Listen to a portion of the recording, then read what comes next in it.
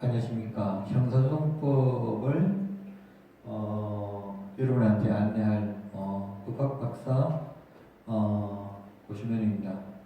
지금은 충북에 있는 유원대학교에서 근무하고 있습니다. 자, 일단은 제 소개를 하자면은 저는 이제 독일에 파사우시라는 데가 있습니다. 일종의 이게 남부지방, 바이에른주의 미넨에서 옆으로 해가지고 이제 오스트리아하고 이제 독일이 국경선이 있습니다. 이쪽이 보통 보면 오스트리아고 이쪽이 이제 독일 영역. 이제 바뀌었네요. 네. 여기 바뀌었는데 여기 보면은 이제 어떻게 보면은 내륙에 있는 아름다운 관광 도시다 이렇게 됩니다. 그리고 이게 이제 파사우 대학교 홈페이지인데 여기 보면 이제 외국인들이 쭉 있습니다. 여기도 이제 법과대학의 경우에는 독일에서도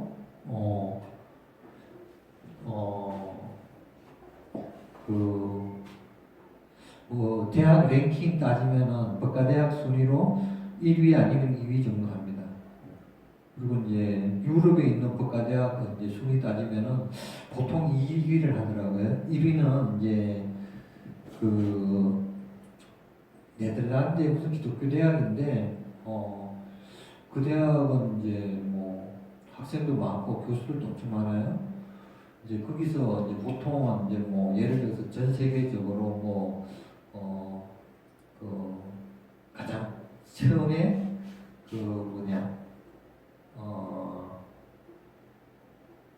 예를 들어서 성년이 직업화라든가 독일에서 시험 들고 나면은 네덜란드에서 자기네들이 입법을 해버려요. 그래서 이제 그런 이제 경험도 있고 일단은 그것은 하나의 이제 에피소드고 여러분들이 일단은 이제 형사소송법을 하게 되면은 제가 여러분한테 이제 전달하고 싶은 내용이 있습니다. 보게 되면은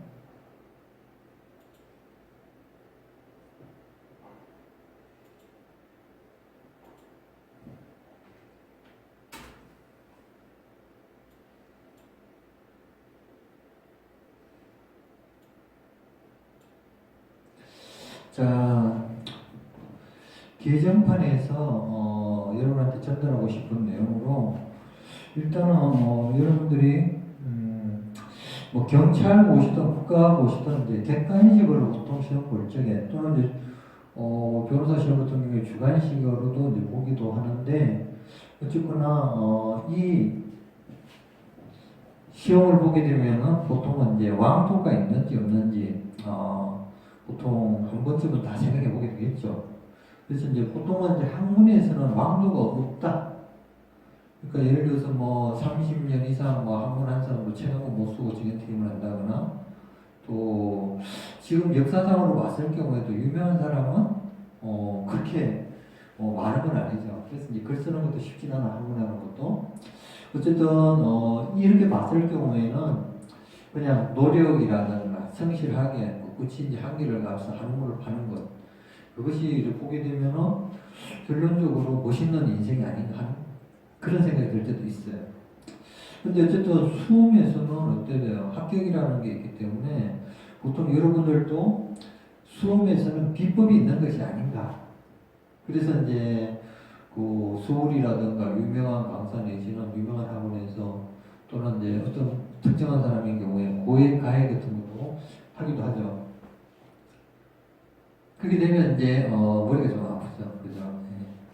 그래서 이제 원칙적으로는 이제 우리 같으면은 이제 공정 경쟁이기 때문에 그 룰에 의해서 해야 합법적이 되고 정정당당하게 되는 거죠. 근데 이제 예를 들어서 이제 요 사건을 보게 되면은 아버지 내지는 어머니가 이제 선생님인데 자식들한테 이제 시험 문제를 이제 가르쳐줘야 특정 과목은 점수가 잘 나온다거나 아니면은 뭐 또 학교에 있는 거 과목에 있는 걸 벌써 사전에 입혀가지고 갑자기 점수가 좋아진다거나 그런 것도 있을 수 있고 또 경우에 따라서는 이제 로스쿨이라든가 옛날에 사법고시 할 적에는 뭐 저 유명한 대학에서는 이제 중간고사 내지는 기말고사 시험 본 문제가 거의 유사하게 딱 나오는 수가 있죠. 뭐 그 학교 출신들은 어때 돼요? 그 과목에서는 완전히 그냥 점수 따고 들어가는 거죠, 그죠? 그래가지고 이제 또 사회적으로 문제돼가지고 그 교수는 이제 징계를 먹고 뭐 기타 등등 이런 일도 있었어요. 그리고 이제 또 요새 이제 많이 문제가 되고 있는 게 뭐라요? LH 사건. 그러니까 LH 공무원 공사에 있는 이제 그분들이 어떻게 돼요? 그 개발 정보 같은 것을 그 지인이라든가 어떤데 뭐 팔아먹을 수 있겠죠. 그러니까 그것을 이제 취득한 사람들이 특정 지역에 이제 투기를 해가지고 떼돈을 많이 벌었죠. 그럴 경우에 그냥 우리 같으면은 이제 통장 만들어가지고 그것까지 점수 따가지고 막 하려는 사람은 어떻게 돼요? 보면은 좀 비추환장하죠. 그러니까 이제 파워플레이 한 사람들이 잘 되는 국가 이러면 어떻게 돼요?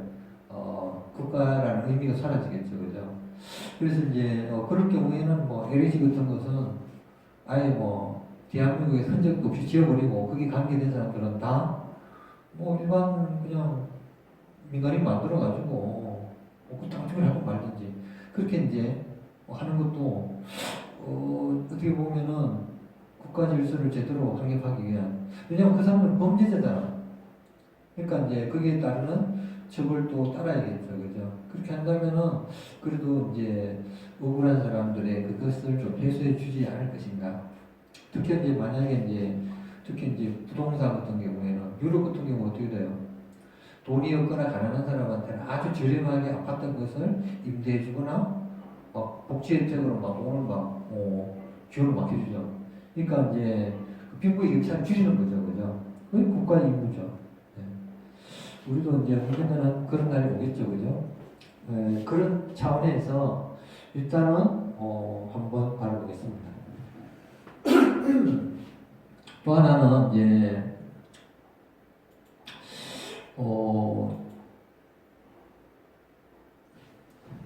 국가 오시든 아니면은 뭐 경찰 오시든 모든 이제 시험에서는 보면은 분야별 최고의 인재를 이제 선발하여 합격시키는 이제 그 시스템 속에서 이렇게 이제 응시하는 학생들한테 또는 이제 지원자들한테 이제 조언을 하자면은 저는 이런 이야기를 해주고 싶어요.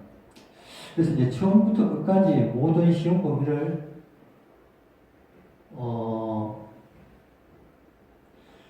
그 시험 범위를 보고 다 준비를 하려야 된다. 그런 생각을 해요. 이게 무슨 말인지 어떻게 보면 이해가 안 될 수도 있어요. 왜냐면은 공부 많이 해서 쪽집게 강의를 하듯이 막 찍어주는 게 이게 잘하는 거지. 처음부터 끝까지 보라는 게 이게 뭐거든요. 근데 이제 출제위원들의 마음을 읽어보면은 이게 무슨 말인지 이해가 돼요. 왜냐하면은 수험생의 권익을 보호하기 위하여 최고의 객관성과 공정성을 유지하여야 하는 대한민국 최고의 출제 시스템하고 그것을 통해서 출제의 전문가들을 통하여 어떻게 출제한 것인가를 고민해 본다면은 그 해답이 나올 수가 있어요. 당연히 원칙적으로 이제 골고루 안배를 하여야겠죠. 분야별로, 요소요소별로. 예외적으로 이제 종합적으로 응용한 문제가 출제되어야 하기 때문에, 그러니까 이제, 한 3분의 2 정도는 단락별로 규모를 하고, 3분의 1 정도는 전체적으로 믹스를 해가지고 낸다. 좀 어렵겠죠, 그죠? 그렇게 이제 보통은 이제 시험 문제가 어느 정도 안배가 되겠죠. 그게 이제 있고 그 다음에 이제 보통은 여러분들이 이제 흔히 듣는 거 유명 학원가에서 아주 유명한 강사가 이번 시험 문제는 100%요 문제는 100% 나온다면 탁 찍어줘요. 그러면서 이게 나온다는데 실제로 이게 100% 나올까? 100% 아니죠. 당연히 100% 사기죠. 물론 이제 그 문제하고 유사한 게 출제될 가능성이 있어요. 50% 정도는. 그게 뭐냐면은 그 시험 문제를 내게 되면은 한 50 내지 70%는 기존의 기출문제 유형, 그게 이제 기존의 선배 출제위원들이 냈던 그 스타일. 근데 알고 보면은 시험 문제 출제 내려면 거기서 뭐 범위가 한정돼 있어요, 사실은. 그러니까 이제 어떻게 보면 가다가 비슷한 게 튀어나올 수도 있어. 옮겨 그려 내다 보면은 이제 그럴 수 있는 것이지. 어떻게 보면은 뭐 학원 가서 찍어줬기 때문에 그렇단다. 뭐 쪽집게 아니면 뭐 무당 붙하듯이. 그것은 이제 참 있을 수 없는 일이라고 보는 게 좋다고. 그래서 이제 최고 출제 시스템이라면은 누군가의 개인적인 의견이 반영되는 불공정한 이제 기회 시험 문제를 회피할 수 있어야 되죠, 당연히. 그래야 이제 그 시스템이 계속 유지가 될 수 있겠죠, 그죠?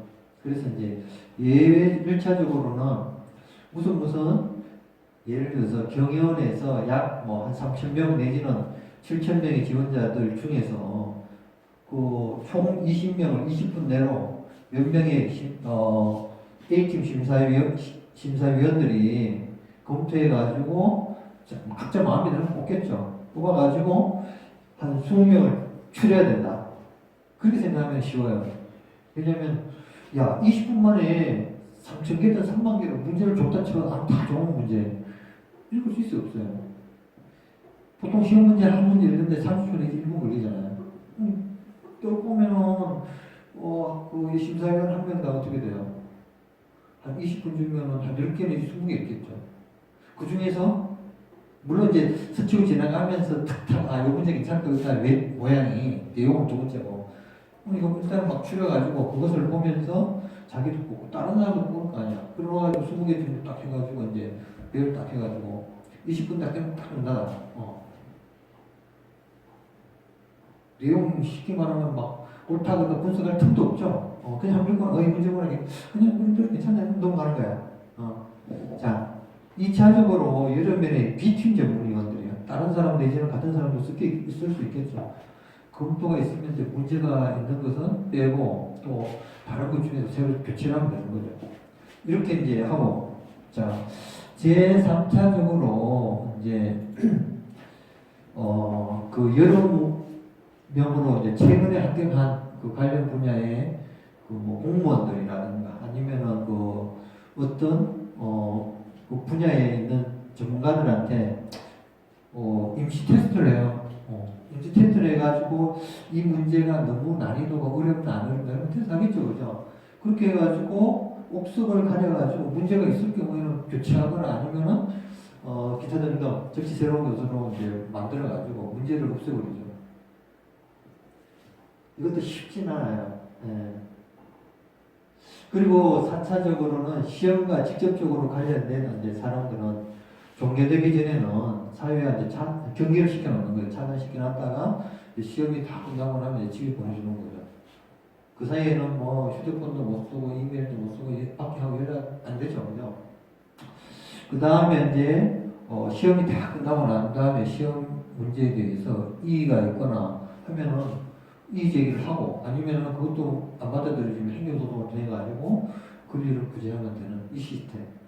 이런 과정을 통해서 남들이 봐도 객관성과 공정성을 인정하기 때문에 이제 국가가 오시든 경찰 오시든 이런 것들이 응시생들도 거기에 대해서 수긍을 하고 그 결과에 대해서 선고를 하게 되는 거죠.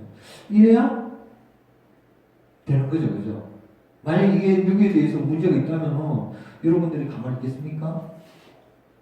그래서 이제 여러분들도 그 보통 시험 출제 경향 분석이라는 거 있잖아요. 거기에 있는 대로 대충 이렇게 해가지고 공부를 이제 하면은 전혀 문제가 없을 것 같아요. 자, 그래서 이제 그건 그렇고 이제 지금은 이제 다시 원론적으로 들어가가지고 학문에는 왕도가 없다.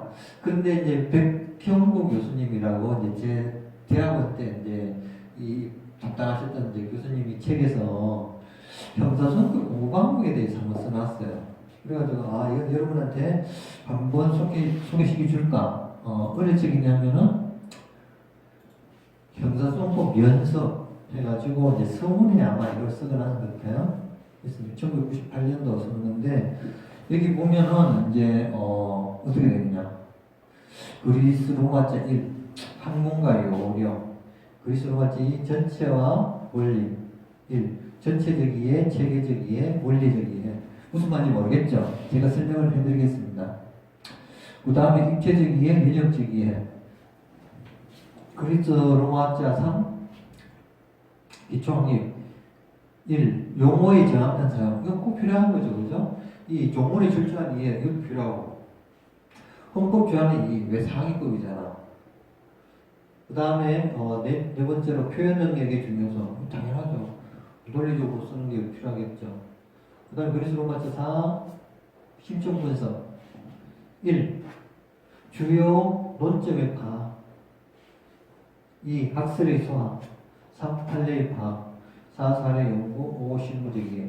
이렇게 하면 좋은데 우리는 여기서 판례를 키포인트를 다른 것보다도 더 중점을 두는 게 좋죠. 왜냐하면 객관식 시험 문제 지금은 이제 행정소속이 들어오기 때문에 논란이 있을 경우 반론, 논란이 있을 경우 판례 이해하고 반론하고 이렇게 해요. 어제 또 판례 문제가 거의 뭐 3분의 1을 잡고 있죠. 그죠?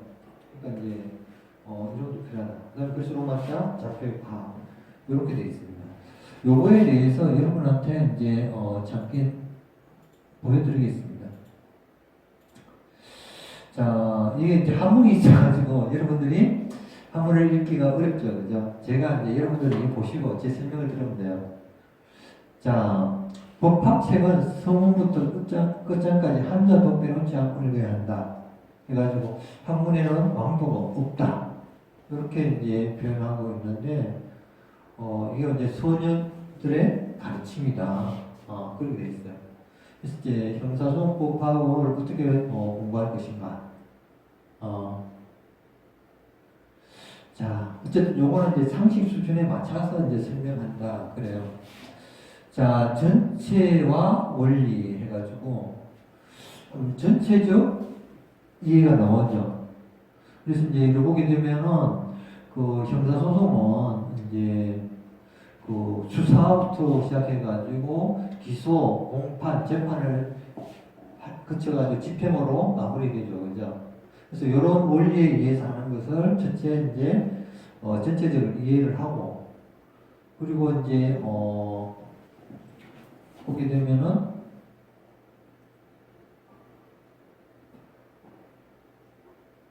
체계적 이해를 해가지고 절차법이죠, 형사소송법은. 그죠? 형법은 실체법이고, 그래서 절차법이 있기 때문에 다른 분야에 비해서 더 한층 체계적 이해가 노출된다. 만약에 이렇지 않고 또 문득문하게 되면 어떻게 돼요? 연결 선상에 이제 문제가 생길 수가 있죠. 그래서 이제 성교 후문이라 해가지고 형사소송법에 관한 교과서를 먼저 읽고 그 다음에 이제 문제집을 읽으라는 이야기를 해요. 네. 그리고 이제 여기서 보면은 어떻게 이를 위해서는 목차 내용을 읽기 전에 목차를 한번 훑어보고 내용을 읽고 나서 또 목차를 읽고 해가지고 뭐 이거는 어쨌든 뭐 목차를 좀 보게 되면은 방을 만들 수가 있죠. 근데 이거는 꼭 옳다고 말하기가 쉽진 않아.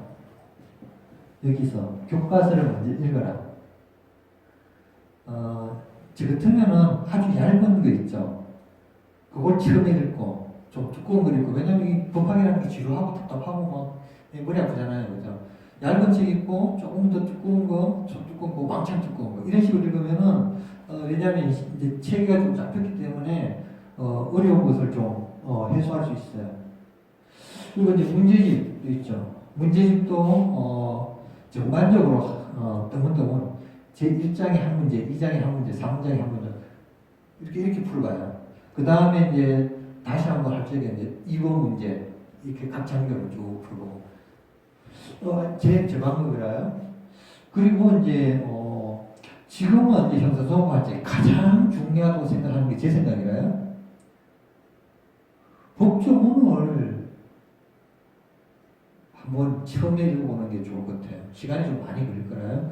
보통 어떤 교수님은 이제 과제로 이제 형사소송법을 처음부터 끝까지 볼펜으로 2번씩 쓰게 해놓은 과제를 내더라고.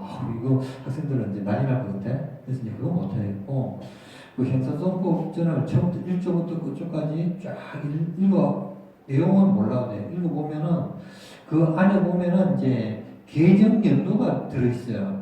몇 조에 뭐 개정 연도 내지 신설 뭐 나오는데, 가장 최근에 개정된 내용, 거기 키포인트가 있는 거예요. 왜냐하면은, 과거 80년대 이전에는 법이 거의 개정이 안 돼가지고 30년 전에 책을 사거나 책을 사도 한 4, 5년, 뭐 10년 가지고 있어도 그 책이야. 내용이 그거고. 그러니까 별로 이제 위험 부담이 없습니다. 최근에는 막 1, 2년 지나면 법이 엄청 바뀌고 또 2007년 전도 있고 막 그 위에도 매년 법이 막 왕창 바뀌죠. 그래서 3분의 1 정도가 막 엄청나게 바뀌어가지고 옛날 책으로 보거나 업데이트가 제대로 안 된 걸 보게 되면 실수할 수가 있어요. 근데 이제 그때마다 책을 다 살 수도 없잖아요. 그러니까 여러분들 이제 법제처의 이제 홈페이지 들어가가지고 거기서 연속 검색하면은 최신판하고 연역판, 재정평가까지 막 다 이제 연도별로 들어있어요. 자, 연도별로 아예 개정 순서대로. 그 중에서 최신 또는 미래 몇 년 후에 시행되는 것을 눌러가지고 거기서 쫙 본다면은 실수를 안 해요.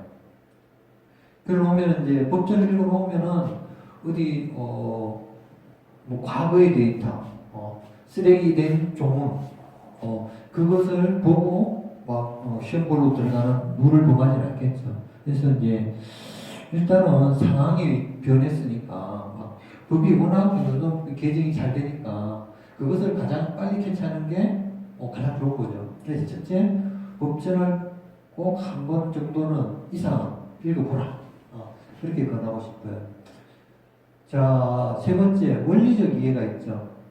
제도의 필요성, 존재 이유, 이론적 근거를 정확히 이해하고 그 제도의 성질과 기능을 파악하는 말이다. 그래서 이제 뭐 지도 이념이라든가, 그다음에 실체적 현실주의, 기본적 인권의 보장, 적정 절차의 법리, 무죄 추정의 이제 법리, 소송의 신속, 소송 경제 이런 것들 뭐 당연히 알아야죠. 이건 하다 보면 자동적으로 배우게 되죠. 그 다음에 입체적 고찰 해가지고 동일한 문제를 다각적으로 고찰하라 그렇게 되어 있어요.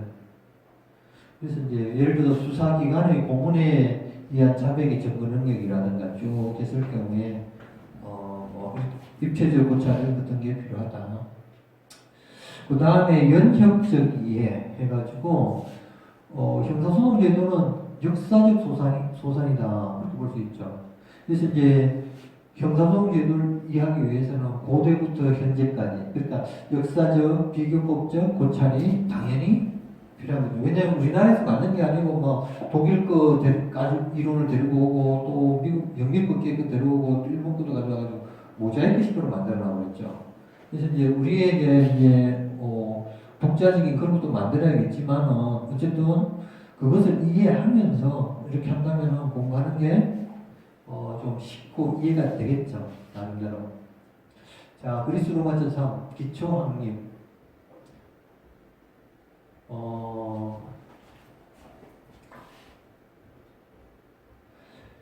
용어의 정확한 사용.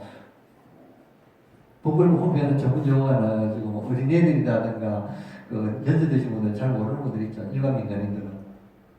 그래서 이제 그것을 이제 한글로 순환한다거나 막 그렇게 이제 하는 노력을 하지만 아직은 말로 끝나고 있습니다. 그래서 이제 뭐 특히 이제 형사소송법의 용어와 민사소송 용어 구별하는 것도 그 문제가 있죠. 예를 들어서 형사소송법에서 이제 피고인이라면은 민사소송에서 피고하죠. 이런 내용이라든가 이게 뭐 구분을 해야 돼서 이제 왜 구분하는지는 좀 이해가 안 되지만은 그래도 그 용어상 그런 게 있습니다. 조문의 철저한 이해. 그래서 이제 형사소송법을 대상으로 하는 해석 법학인 많고 각 조문의 내용을 정확하게 이해해야만 너무나 다양하다. 근데 이해한 것까지 좋아. 옛날에 보면 딸딸려가지고 막 쉽게 말하면 막 도사라 같이 법이 개정됐어. 이거 미치고 환장하죠, 그죠? 그럴 경우는 어떻게? 가장 빨리 제정하는 방법은 뭐 학원가에 최신에 나온 책 사고도 가능하지만 여러분들 한번 경험해 보면 알겠지만 개정 연도가 바로 어제 거라 해도 내용이 업데이트가 안 된 게 있어. 또 특별법이 많잖아요. 그 특별법 같은 데서 또 뻥카가 나는 경우가 많아요. 그럴 경우는 어떻게? 환장하죠, 그죠? 그래서 이제 법제처에 있는 현행 법령을 최신 법령을 보는 게 가장 안전한 방법이다. 그 다음에 헌법 조항에 의해 왜냐하면 형사소송에 관한 헌법 조항은 철저하게 하는 게 좋다. 그리고 이제 헌법에는 형사소송에 관한 규정이 적지 않다. 이것도 시험에 나오니까 하는 거라요.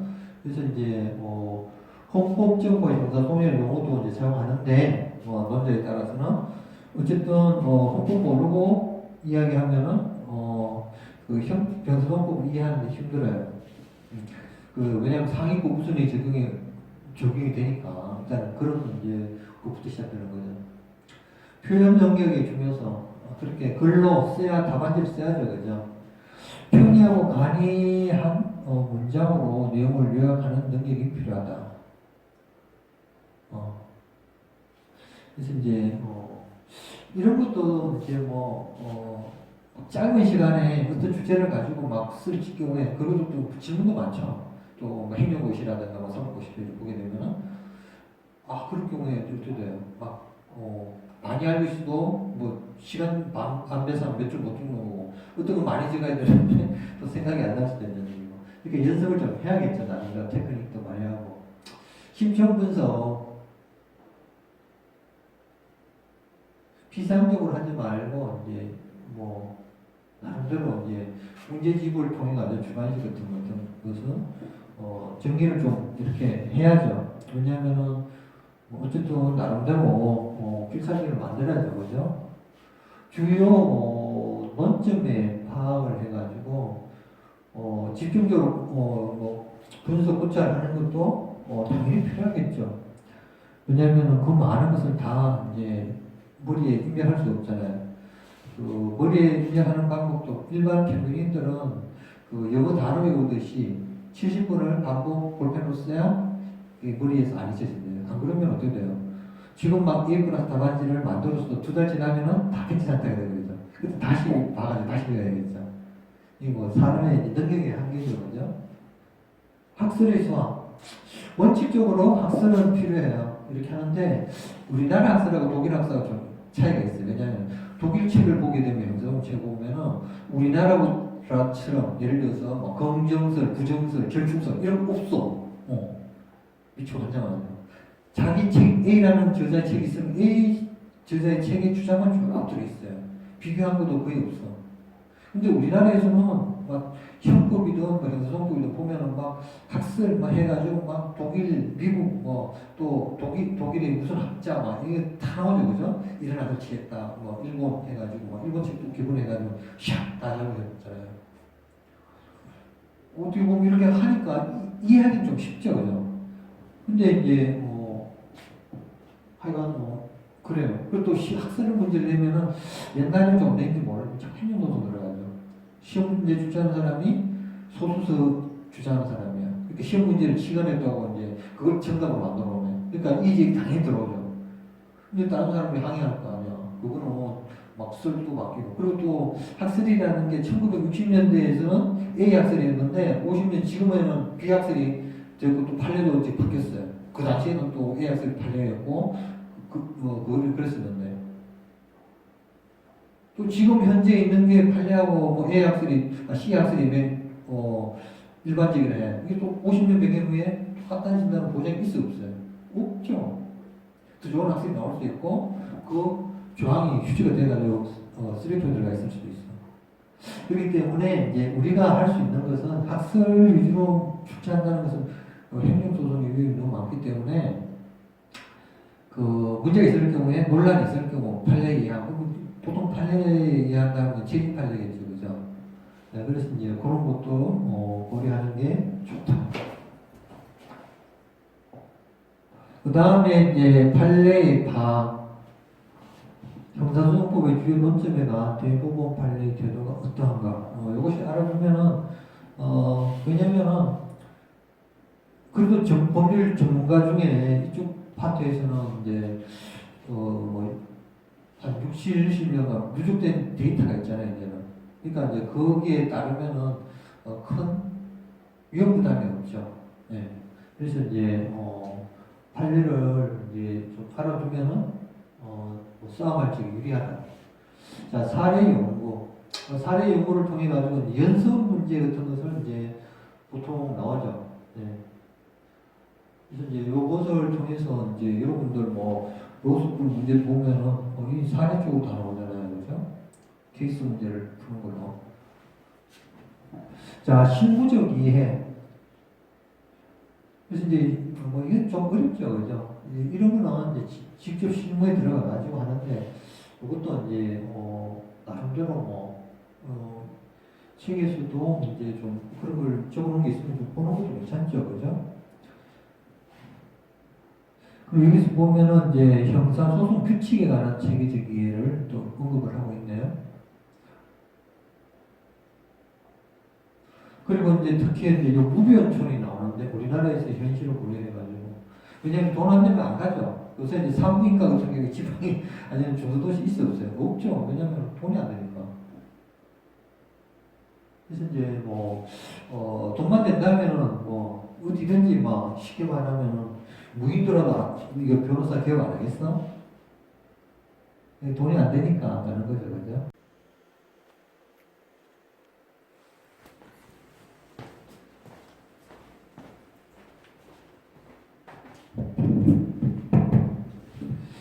자, 이제 마지막으로 좌표 파악해가지고 우리나라 형사소송법 파악에 좌표를 파악하는 것은 이게 이제 형사소송법을 공부하는 데 있어서 이제 크게 도움이 되겠죠, 그죠? 어떻게 보면은 뭐 주제를 파악한다는 그런 의미로 볼 수도 있는데 보통은 이제 모자이크 정도의 개념으로 설명할 수 있지만 그래도 그 사이에 많이 우리가 나름대로 한국화하는 것도 많죠. K-팝처럼 이제 K-형소법 정도 되는 내용도 들어있는 게 있을 수 있으니까. 그래서 이제 보게 되면은 형사소송법을 전체적 입체적으로 공부하고 형사소송 제도의 본질을 체계적, 연역적으로 이해하여야만 좋은 답안도 쓸 수 있고 기타 등등 여러 학생들의 그 나중에 이제 이 법률 시스템에서 이제 형사소송법의 발전에 있어서도 긍정적인 면이 있을 것이다. 그래서 이제 생각을 합니다. 자, 이 정도로 이제 설명을 하고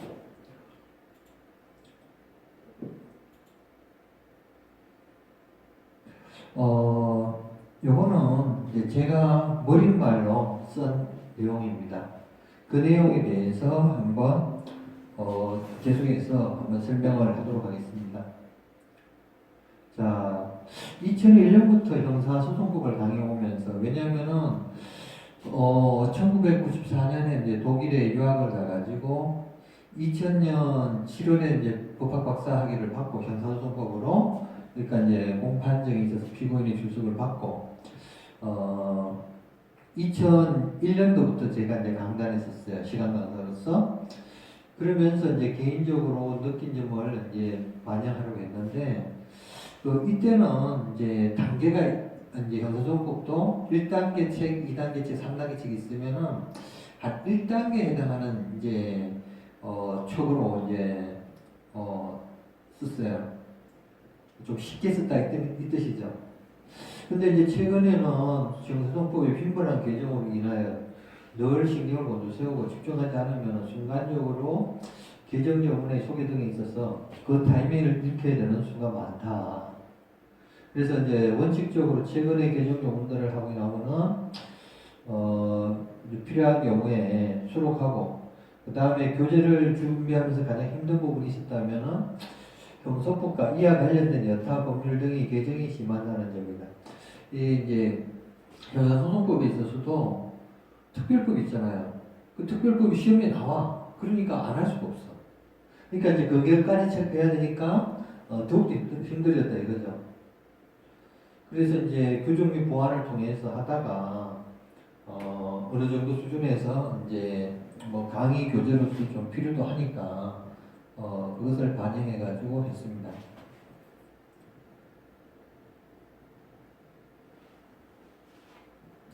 그리고 이제 백 교수님의 저서인 형사소송법 강의 1984년 머릿말을 보게 되면은 우리 오늘날 이제 형사소송법학에 있어서 미해결의 장이 한둘이 아니며 30년 전에 만들어진 우리 형사소송법도 적지 않은 문제점을 내포하고 있다. 그래서 이제 일본 형사소송법학으로부터의 학문적 독립도 현재 우리가 안고 있는 중요한 문제 하나이다 라고 제시하고 있고, 이 책 자체가 이제 일본 서적들의 그 각주가 엄청나게 많아요. 그래서 두껍고, 그때 이제 이 80년대까지만 해도 베스트셀러였죠. 그냥 이제 형사소송법의 그 주관식식으로 이렇게 정리가 잘 돼 있어요. 이제 그렇기 때문에 굉장히 의미가 있는 책이었는데 뭐 좀 일본 각주가 주를 이루었기 때문에 좀 지금 가치 기준으로서는 조금 이제 거리가 있을 것 같아요. 그리고 정웅석 교수의 이제 형사소송법 2007년 판을 보게 되면은 형사소송법은 사안에 따라서는 국가의 형벌권을 구체적으로 실현하기 위한 절차를 규율하는 법으로서 다른 법의 경우와 마찬가지로 궁극적으로 정의를 실현하는 데 그 목적이 있고, 다만 그러한 목적을 형사사법을 통하여 이룬다는 점에 특색이 있다.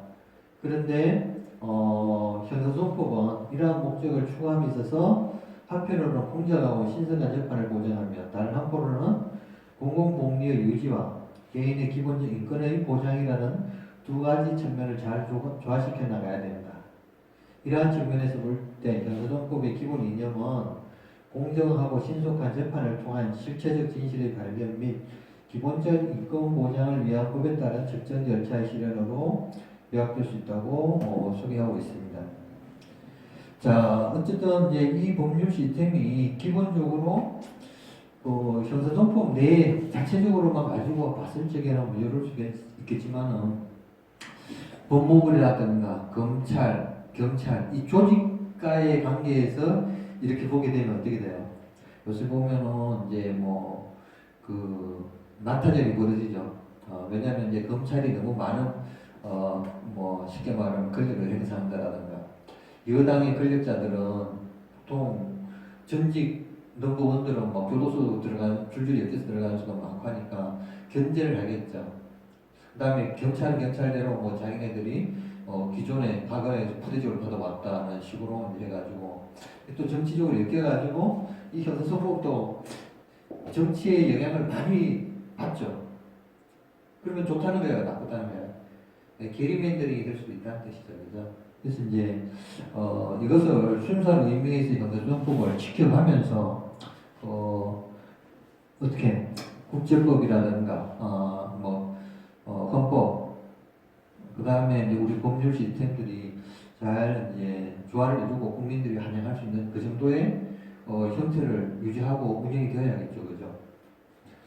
자, 공부 방법론을 소개하자면은 정리했지만은 이제 또 다른 방법도 있을 수 있죠. 형사소송법은 용어의 어려움으로부터 인하여 처음에는 상당한 난관을 직면하게 된다. 그러니까 이제 영어에도 이제 사전을 보듯이 법률 용어 사전이 있죠. 그것을 봐야 돼요. 안 보면은 이제 이해하는 게 좀 어렵죠.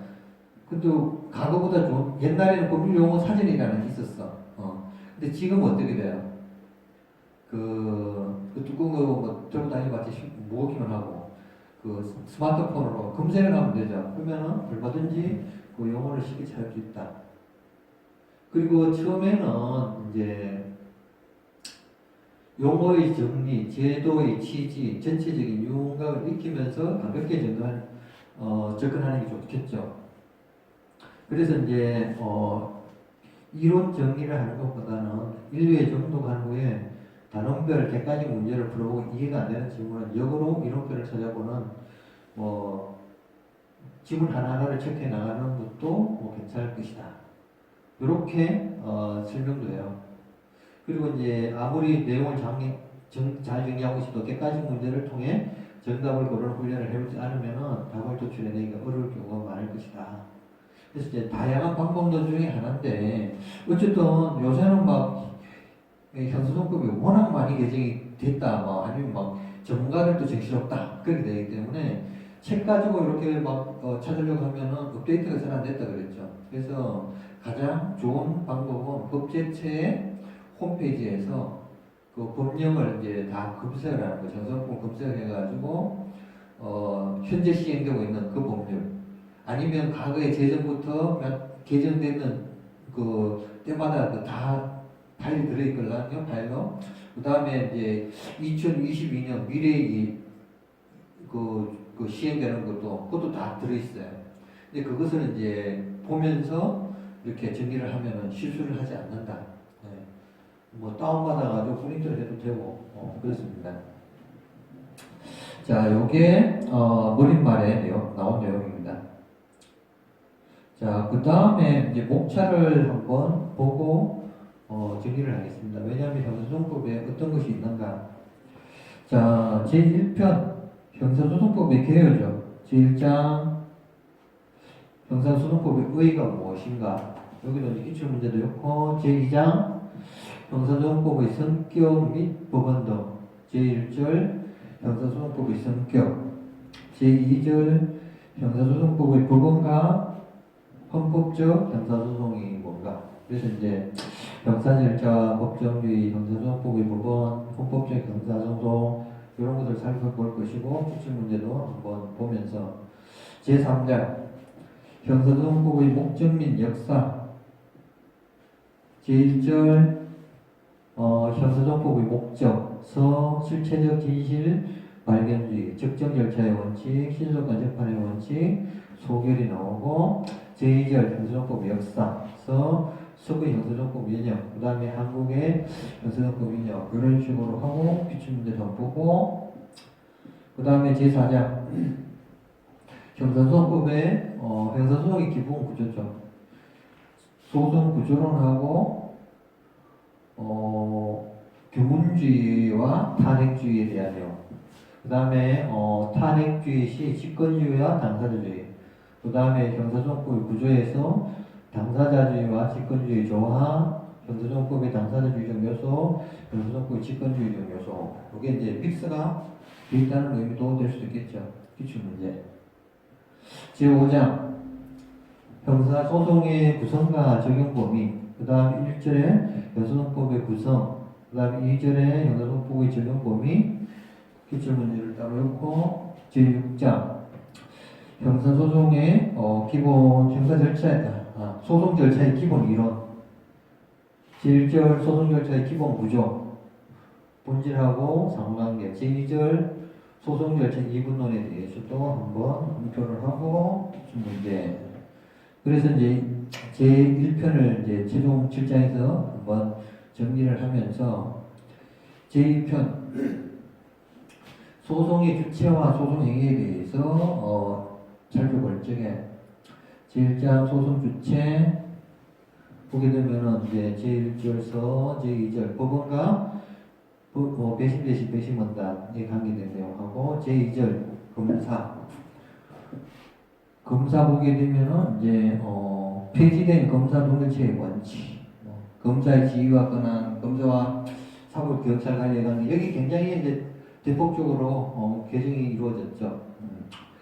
검경 이제 수사권 독립하고 관계돼 가지고 그리고 공수처라든가 중대범죄수사처도 지금 이제 언급이 되고 있고 또 기타 등등. 이게 이제 굉장히 어렵습니다. 자, 그 다음에 제4절 피고인의 의혹 및 특정, 피고인의 소송법상 지위, 당사자 능력, 소송 능력. 그 다음에 이제 피고인의 연락, 등사 청구권. 제5절 변호인, 보조인. 변호인의 의의라든가 변호인의 진실 의무, 변호인의 종류, 변호인의 권리, 보조인. 기출문제에 나오고. 자, 제2장 소송행위. 소송행위에 있어서 뭐 의의라든가 종류, 요소, 여기에 대한 가치 판단. 제2절 소송 조건, 의의, 종류, 기타 사항. 그 다음에 기출문제. 자, 그 다음에 이제 제3편 수사와 공소를 이제 배울 겁니다. 자, 제1장의 수사, 제1절 수사의 일반, 서론 시기, 조건, 위법 수사의 구제. 제2절에 보게 되면은 수사기관과 피의자에 대해서 나오죠. 서론, 수사기관으로서 검사와 사법경찰관리의 관계 피의자. 제3절 수사의 단서 및 개시. 해가지고 범죄 인지 불신 검문, 변사체의 검시, 고소, 고발, 자수. 자, 임의수사.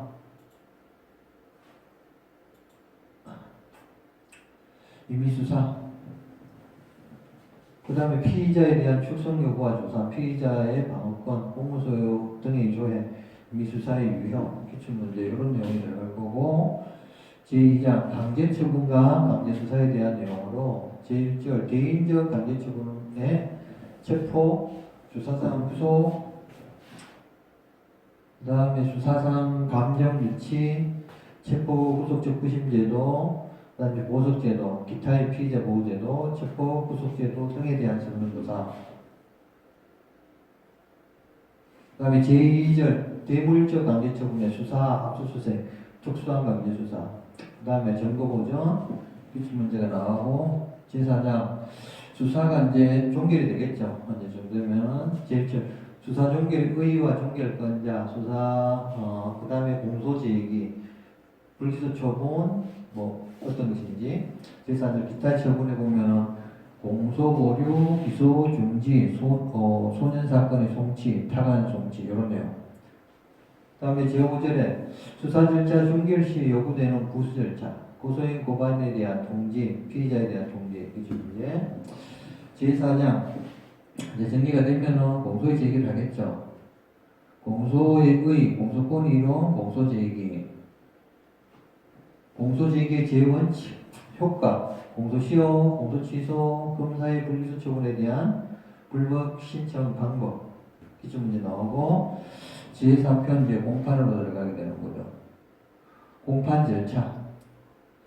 공판 절차의 의의가 나오죠. 공판 구조라든지 이제 공판 절차의 기본 원칙도 보고 제2절 공판 심리의 범위, 소송물, 사건의 단일성과 동일성, 공소장 변경제도, 공소장 변경의 필요 없이 심리할 수 있는 범위. 그 다음에 공판 절차 보면은 이제 공판장의 구성, 인정신문, 검사의 모두 진술, 피고인의 답변, 피고인 신문, 그 다음에 정보조사, 검사의 논고, 피고인의 최후 진술과 변호인의 최후 변론, 재판. 그러니까 이렇게 질문이 들어가고, 자, 증거. 형사소송법은 증거재판주의죠. 증거만 있으면 이기고 증거 없으면 지고 뭐 그렇게 딱 생각하면 돼요. 증거, 제1절 증거법. 증거의 의의와 종류, 증거 능력과 증명력에 대한 내용. 그 다음에 제2절 증거법의 기본 원칙, 증거재판주의, 거전책임, 자유신정주의. 제3절 자백법칙, 의, 자백배제법칙, 자백의 보강증거법칙, 진실성, 그 다음에 신빙성에 대한 내용. 제4절 전문법칙이죠. 전문점검 및 전문법칙, 전문법칙에 관한 형사소송법의 규정, 형사소송법 제311조와 그 내용, 그리고 312조 1항 2항, 313조, 315조, 314조, 306조 이게 쫙 다 보는 거죠. 진술의 의미성. 제5절 기타 증거법상의 원칙 1. 당사자의 동의, 기계적 조사물의 증거 능력. 3. 위법수집 증거의 증거 능력. 기출문제. 제3장 재판. 제1절 재판의 의의와 종류. 재판의 의의, 재판의 종류. 제2절에는 재판의 성립과 내용 및 방식, 재판의 성립, 재판의 내용, 그 다음에 재판의 방식. 제3절 재판의 확정과 그 효력, 재판의 확정 및 그 시기, 재판 확정의 효력, 재판의 기판력. 그 다음에 제4절 소송비용의 부담자, 누가 부담할 것인가. 소송비용 부담의 절차, 그런 내용. 그 다음에 제5편 상소, 비상구제 절차, 특별조사 절차 등이 있습니다. 자, 제1장에는 상소, 제1절 상소의 통칙해가지고 구조 종류 및 상소 불허 조건, 불이익 변경 금지의 원칙. 그 다음에 제2절은 항소가 나오죠. 항소의 구조 용어, 항소 이유, 항소심의 절차, 항소심의 심판. 제3절 상고가 나오죠. 상고의 구조 용어, 이유, 상고심 절차, 비약적 상고, 상고심 판결의 정정. 제4절 항고의 및 종류, 항고심의 절차, 일반 항고, 그 다음에 이제 재항고, 혹은 논제에 따라서는 특별항고로 세분을 하기도 합니다. 그 다음에 준항고, 위주문제. 제2장 비상구제 절차가 나오죠. 그 의의를 보고 제2절 재심의 의의, 재심의 대상 및 사용, 재심 개시 절차와 그 심판 절차, 그 다음에 재심 공판 절차의 특칙. 그 다음에 3절 비상사항고의 의의 및 목적, 비상사항고의 대상 및 이유, 비상사항고의 절차, 기출문제.